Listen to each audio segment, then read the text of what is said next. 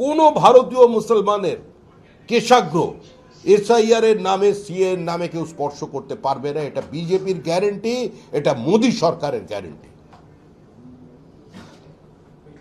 মুসলমানরা আমাদের ভোট দিচ্ছেন না, 1%-এর নিচে আমরা ভোট পাই, এটা স্পষ্ট। আমাদের রাজ্যের পশ্চিমবঙ্গে মুসলিমদের ভোট আমরা পাচ্ছি না। বহু জায়গায় বিজেপির কর্মী এমনকি বিরোধী দলনেতা থেকে শুরু করে বিধায়ক সাংসদ গেলে আক্রমণ হচ্ছে, গাড়িতে পাথর ফেলা হচ্ছে, তাদের খেপিয়ে দেওয়া হচ্ছে। আমরা তাদের চিন্তা করতে বলছি যে কোনো হসপিটালে যান সবচেয়ে বেশি রোগীর সংখ্যা কমিউনিটি ওয়াইজ কাদের? মুসলমান। আপনি যে কোনো থানার লকআপে চলে যান সবচেয়ে বেশি কারা? মুসলমান।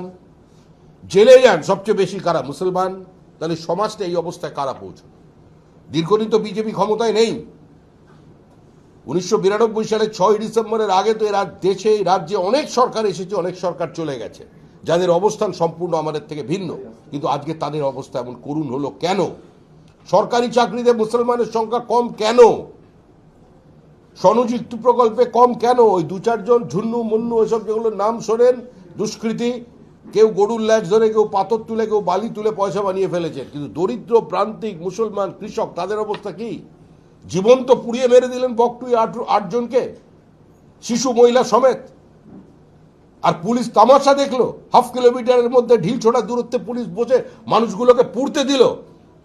আর তারা এই রাজ্যে এসে এখন হিন্দু মুসলমানের কথা বলবে? এসআইআর ভারতীয়দের জন্য তৈরি হচ্ছে।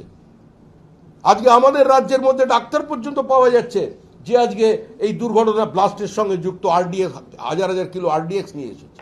কিসের জন্য নিয়ে এসেছে? কোন ধর্ম এটাকে সমর্থন করে? এর বিরুদ্ধে মানুষকে সংঘবদ্ধ হতে হবে। আর মুসলিম সমাজকেও শিক্ষিত যারা প্রগতিশীল মানুষ আছেন তাদেরও এটা বুঝতে হবে যে র্যাডিকালাইজেশন থেকে ছেলে মেয়েদের দূরে রাখুন। কোনো বাবা চায় না, কোনো মা চায় না যে তার ছেলে ডাক্তার হয়ে, ইঞ্জিনিয়ার হয়ে তারপরে সুইসাইডে বোমবার তৈরি হবে এবং তার কারণে এতগুলো মানুষের শরীর ছিন্ন ভিন্ন হবে, তারপরে তার পরিবারটা ধ্বংস হবে, সবাইকে তুলে নিয়ে যাওয়া হবে। এটা আমার মনে হয় কোনো মা বাবা চান না। তাই প্রত্যেককে এই বিষয়ে সচেতন হতে হবে।